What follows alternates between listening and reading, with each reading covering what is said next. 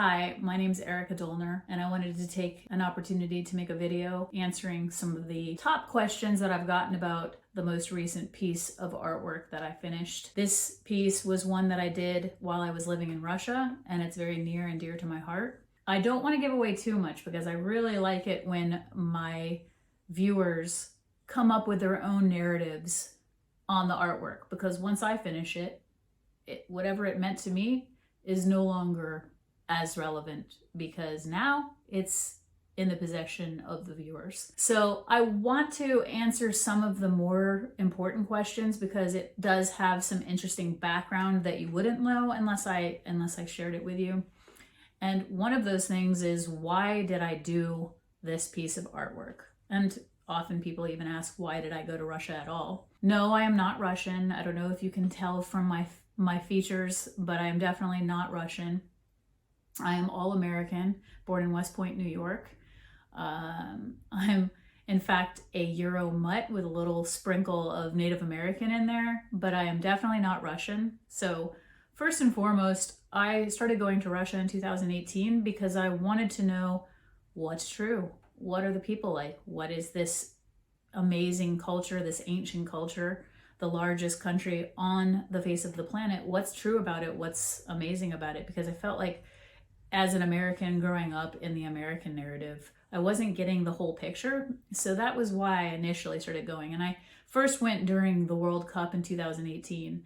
And over the many trips that I've taken and the probably collectively 3 years that I've lived there since 2018, I have learned that as a person who studied art history in college, I didn't learn a lot about Russian or Slavic artwork, and it's a deep history. And so I started diving in and wanting to learn more and more about the Slavic history and the Russian Empire and all these things deep into the over 1,000-year-old history. And I started to just really fall in love with a lot of the fairy tales and the beautiful artwork and the more, stark and dark and passionate and intense artwork that is part of their history as well, because they've had a very tumultuous history and they live in a very difficult climate too. So that also shapes the personality of the Russian people and all of those Eastern European countries that used to be part of the Russian Empire. They've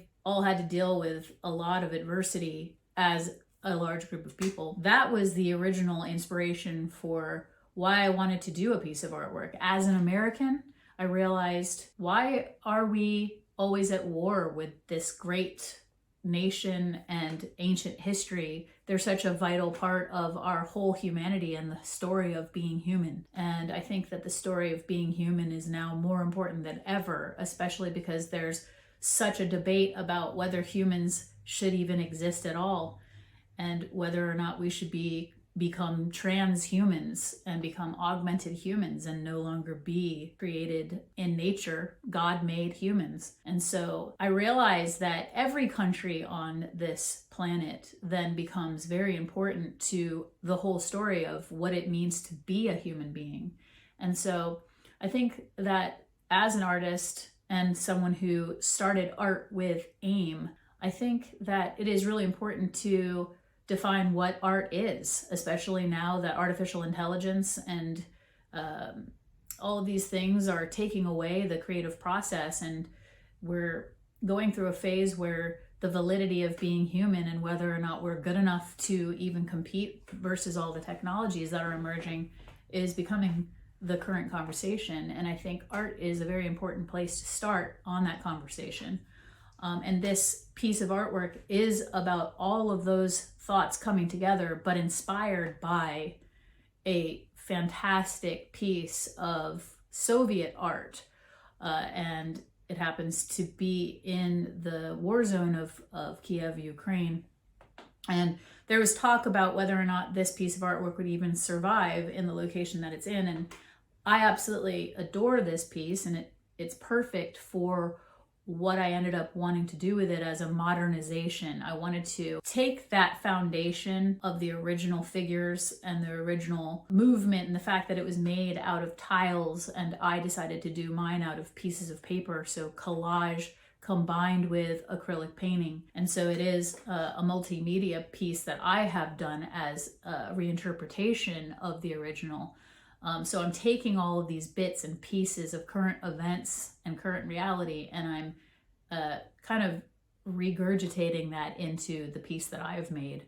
It talks about all of these issues about transhumanism, technology versus nature, humanity versus transhumanity, merging with technology and embracing nature and getting to know our true selves as spiritual beings, and the Akashic records and our mysterious and ancient histories, and all these, different conspiracy conversations versus, actually what's coming about, because a lot of the things that were previously thought to be only conspiracy nonsense have turned out to be true. And this is a very interesting time in history. And this piece of artwork was kind of allowing me the opportunity to vent and not let all of the emotions and the anxieties and the fears and the pain and the anger that I was feeling in response to learning all of these things, and not letting it fester inside of me, but putting it out there into something beautiful that might actually benefit or help or enlighten other people who get to see it. That was really the aim for me with creating this art, because I think art should tell the truth, at least tell the truth from that pure perspective of the individual.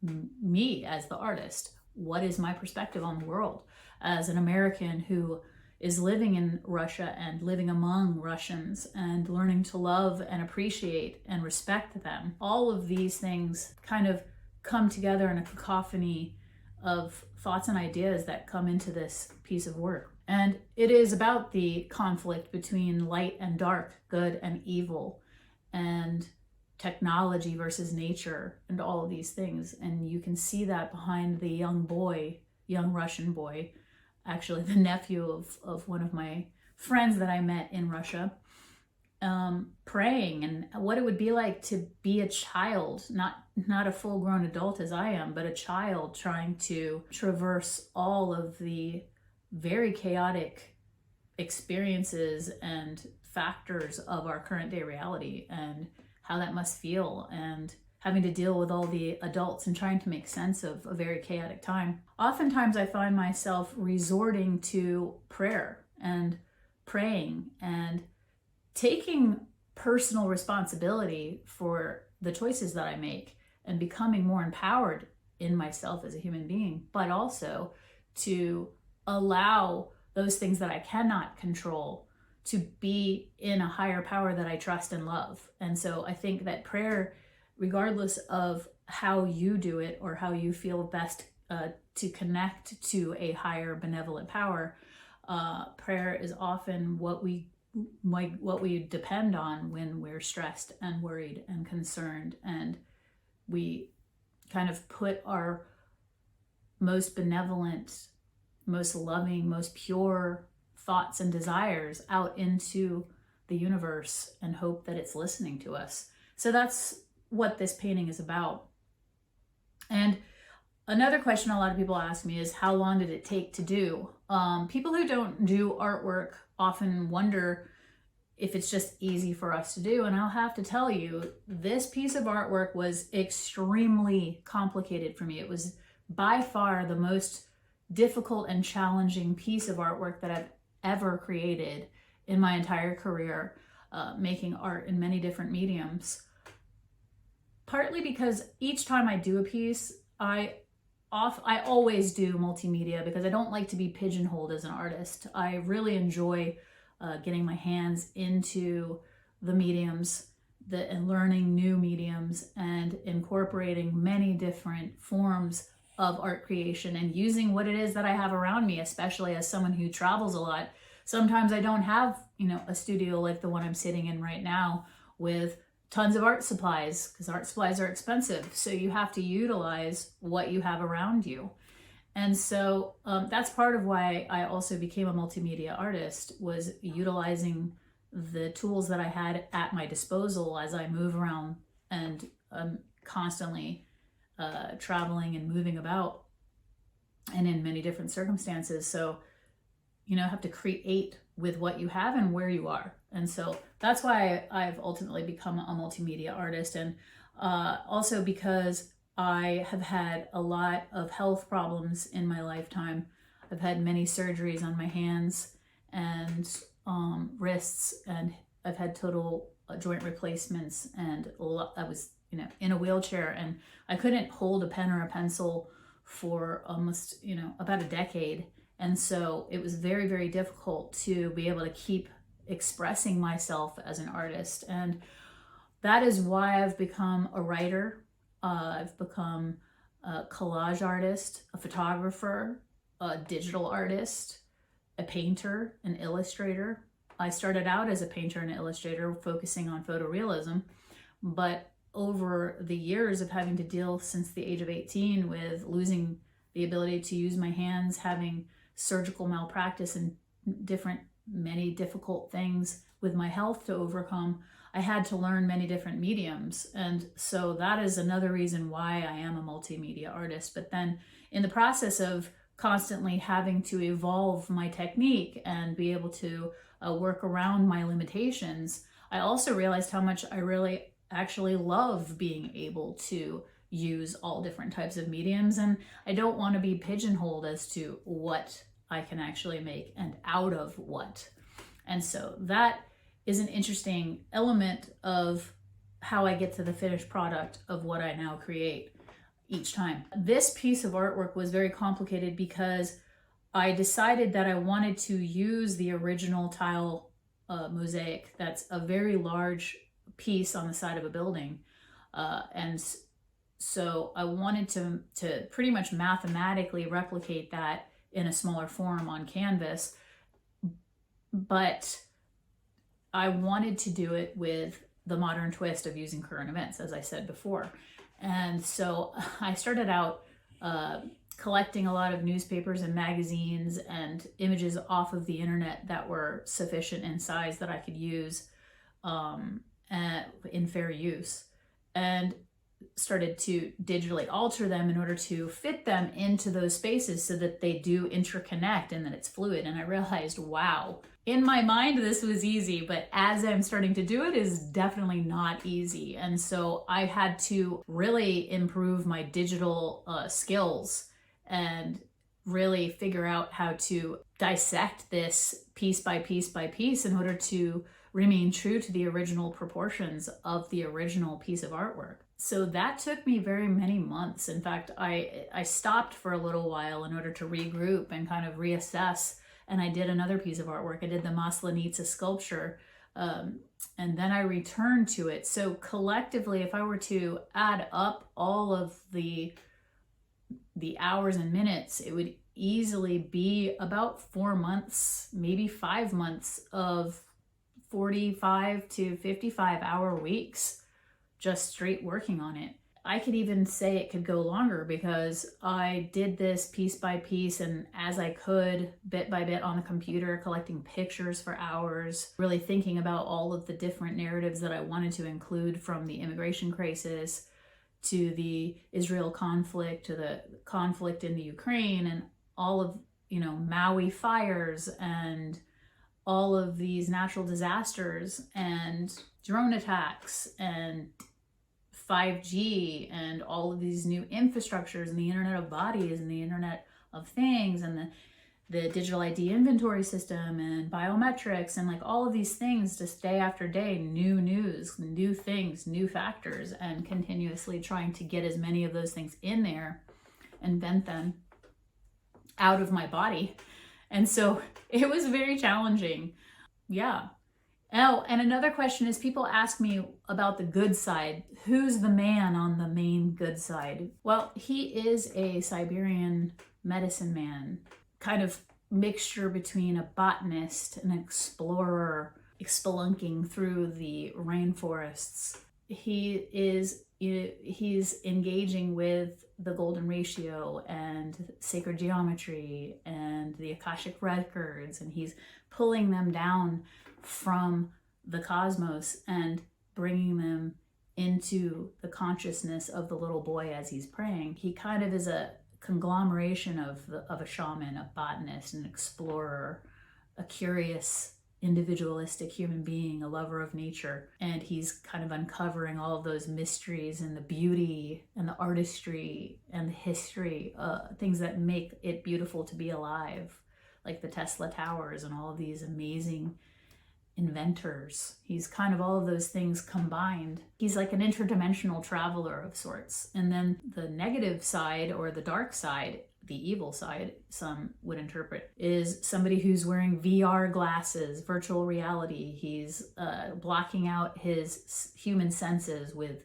a headset, and he's got a surgical mask, so he's not even breathing our air and oxygen around us. He's wearing a hazmat suit, so he's kind of keeping out all of the elements of what it is to be human, because he's afraid of the world around him. He's at war with the world around him. And then there's people bursting out from inside of his stomach, like a deep underground bunker that we hear so much about, and escaping, and all of these people running towards the border. So that's the border wall, and they're spilling over it, and garbage and plastic pollution is spilling over it, and all of the floodwaters and cars buried under all of this mud flood, and all of these different things happening, and deforestation, and all of these aspects are making the dark side very, very chaotic. Yeah, I could go on and on and on, because of course I spent a lot of time thinking about what were my intentions, what did I want to depict in this piece of artwork. So it's very rich, but I also want to leave it up to the viewer to be able to put their own story on it from the details. There are many details, and I really like to create work that each time somebody looks at my piece, that they see something new, that they think about something new, that it inspires or unlocks a new door inside of their own mind and their own perspective on the world as they evolve as a person. And so I'm going to leave the rest up to you. As far as why it is that I don't have my painting behind me, because I did film this last week and there were sound anomalies and issues with that recording, and so I had to re-record, and I came over to this remote studio that I share with my sister-in-law, and I forgot to bring the print, and so I have to record this without using it. But maybe we can cut into the one that I did have it behind me so you can get an idea of scale. It is an interesting proportion. It is about 85 to 90% of the original, so it is not as big as the original that is in Russia right now. It's about 33 by 26.7 inches. I did leave a border in order for anybody who purchases one of these limited edition prints, so that they can mat it and have more freedom with what they want to do with framing and keeping this in their home and making it fit into their decor. So I did have to make it kind of an odd size, but it's going to have to be custom framed anyway. So I figure it doesn't matter, because it's so large. There are not prefab frames for a print at this scale in the first place. Keep that in mind. Also keep in mind that there are only 10. I'm only going to release 10 numbered prints. I will have non-signed prints available after that for a little bit cheaper, but I may never even sell those, because unless I sell the first numbered prints, those won't even be available for sale.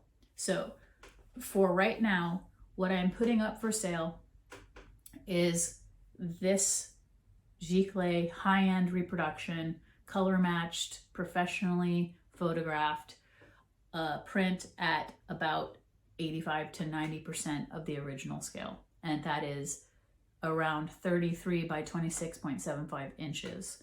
So that is what is available. And like I said, it'll be numbered 1 through 10, signed by me. And I will be shipping those out to anywhere in the world that I can actually ship. Unfortunately, in Russia, I cannot ship from the United States, and these prints are sourcing from North Carolina.